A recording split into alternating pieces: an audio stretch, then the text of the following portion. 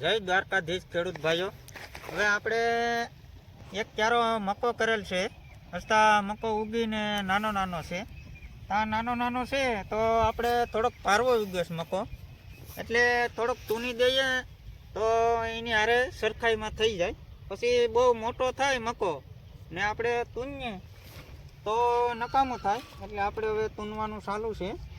આપણે આ બે હાર લેતા જઈએ એટલે આપણે બેસવાનું સરખી રીતે સારું રહે। એટલે એક હાર આપણે તૂનવા લીધી હોય તેમાં વાંકે સોંપવું પડે। આ આપણે નિરાતનું સોંપી દઈએ ને પછી આપણે 9 વાગે લાટ આવે છે તો ત્યાં સોંપાઈ જાય તો પછી પાઈ દઈએ।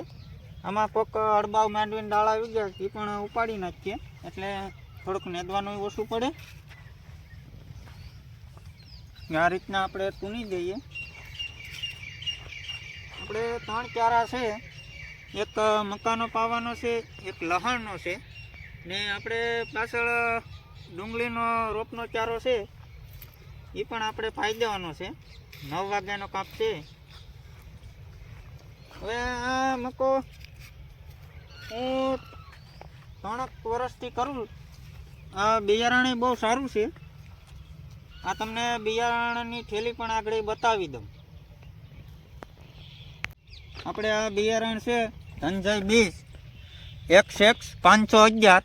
હું આ 3 વર્ષથી આ મકાનો ઉપયોગ કરું છું। બહુ સારો મકો થાય છે અને ભાગે એક છોડવે એક દોડો થાય, બાકી તો ડબલ દોડા થાય છે। આ બહુ બી સારું છે અને સસ્તું ને સારું છે। ખાલી આપણે 200 રૂપિયાની થેલી આવે છે, આની કોઈ વધારે કિંમત નથી। હવે આપણે મકો સોંપાઈ ગયો। હવે લાટને થોડોક વાર છે તો ઘડીક આપણે લહણનો એક ચારો છે મકાની બાજુમાં, તો ઘડીક નવરા છે તો ખર્ચી મારીએ। બહુ ટાઈમ તો નથી આપણી પાસે। હવે આને પાવું પડશે આપણે, કારણ કે ટાઈમ નથી અટાણે, થોડુંક બીજું કામ છે એ કરવાનું છે, એટલે આને પાઈ દઈએ। પછી પાઈને વરાપે પછી પાછા આપણે આ રીતની ખરપી મારી દેવું, એટલે થોડુંક પેસાળાઈ થઈ જાય અને લહણની કળી હારી બેસે। આપણે રોપ વરસાદ પહેલાં છાંટો હતો, એટલે વરસાદનું પાણી ભરાઈ ગયું, એટલે આમાં થોડોક પારવો આવી ગયો। અડધો રેત રોપ આપણો પાણીની હિસાબે બળી ગયો, એટલે થોડુંક પારવું છે। હવે આપણે આને પાઈ અને રોપ થોડાક સોંપવા જેવો થાય, હમી કળી બાંધે એટલે આપણે રોપ સોંપવાનું ચાલુ કરી દેવું।